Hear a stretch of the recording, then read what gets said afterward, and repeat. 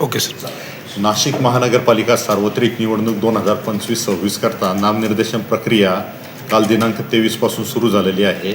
आज नामनिर्देशन प्रक्रियेचा दुसरा दिवस होता. दुसऱ्या दिवसाअखेर प्रभाग क्रमांक 8मधून 47 अर्ज, 9मध्ये 23 अर्ज, 10मध्ये 98 अर्ज, प्रभाग क्रमांक 11मध्ये 149 अर्ज असे आज रोजी 317 अर्ज गेलेले आहेत. 2 दिवसाची जर अर्ज विक्री बघितली तर या 4 प्रभागामध्ये 478 अर्ज विक्री झालेली आहेत आणि आम्हाला अपेक्षित आहे की शुक्रवार, शनिवार, त्यानंतर मग सोमवार आणि मंगळवार असे 4 दिवस आपल्याला नामनिर्देशन पत्राला प्राप्त भेटणार आहेत.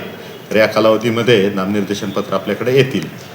आचारसंहिता आपली सुरू झालेली आहे आणि त्याच्या अंमलबजावणीसाठी आम्ही स्थिर सर्वेक्षण पथक आहेत, त्यानंतर मग फ्लाइंग स्क्वॉड केलेले आहेत.